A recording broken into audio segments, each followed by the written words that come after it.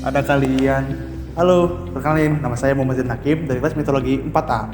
Dan kali ini saya akan menjelaskan sesuatu tentang fenomena optik yang mungkin sering terlihat di daerah pegunungan, yaitu fogbow. Apa sih fogbow itu?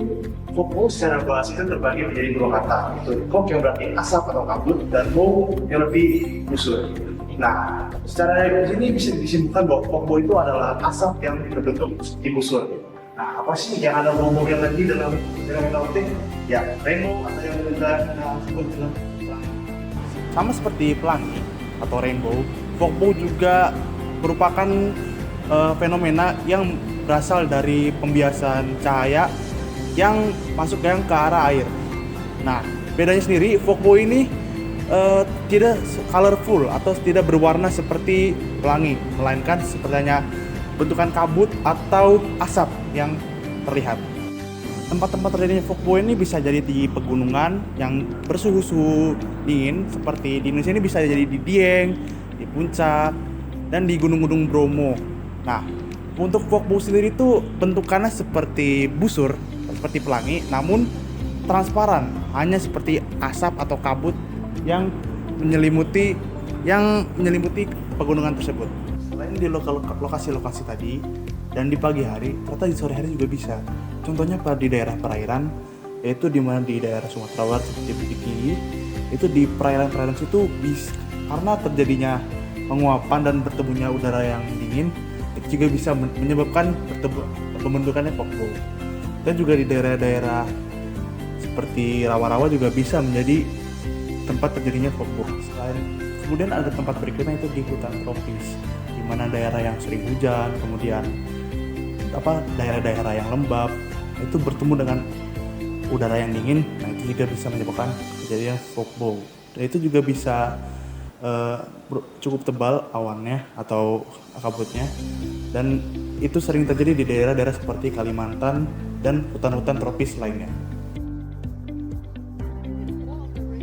Nah, berikut ini adalah contoh penampakan dari fogbow itu sendiri.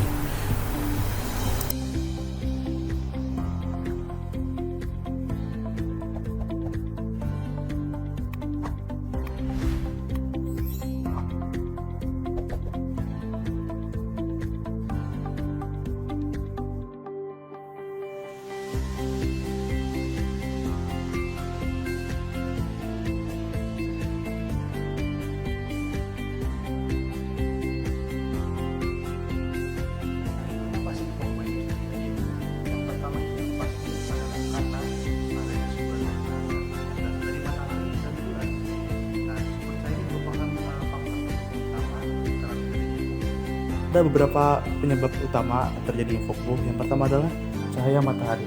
Cahaya matahari ini menjadi faktor utama pembentukan fogbow ini, dikarenakan tanpa ada cahaya matahari maka fogbow juga tidak ada. Yang kedua, ada tetesan air.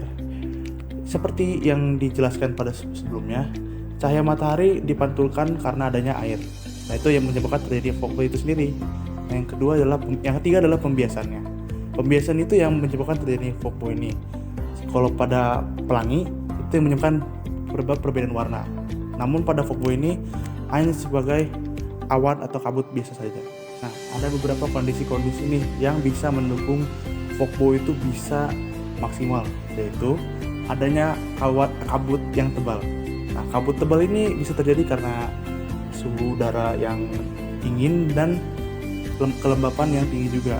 Nah, pada saat kondisi tersebut, fogbow bisa terjadi dengan maksimal. Yang kedua adalah sudut cahaya yang tepat. Dengan sudut cahaya yang tepat, fogbow bisa menjadi maksimal. Karena sudut cahaya itu bisa mempengaruhi ketebalan dari fogbow itu sendiri.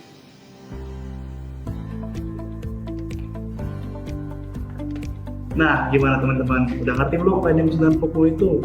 Dari yang tadi saya jelaskan, ada satu hal yang bisa kita syukuri. Yaitu yang pertama, mengenai lokasi yang terjadi fogbow ini, hanya Indonesia yang bisa menikmati di ketiga tempat, yaitu daerah perairan, daerah tropis, dan juga di daerah pegunungan. Karena Indonesia merupakan daerah dengan pegunungan yang banyak, hutan yang banyak juga. Nah, mungkin cukup sekian yang saya sampaikan tentang fogbow ini. Mungkin kedepannya akan saya berikan lebih banyak lagi informasi. Semoga informasi yang saya berikan bisa bermanfaat bagi kalian semua. Jangan tetap patah semangat, tetap belajar dan jadi lebih baik. Sekian, Assalamualaikum warahmatullahi wabarakatuh.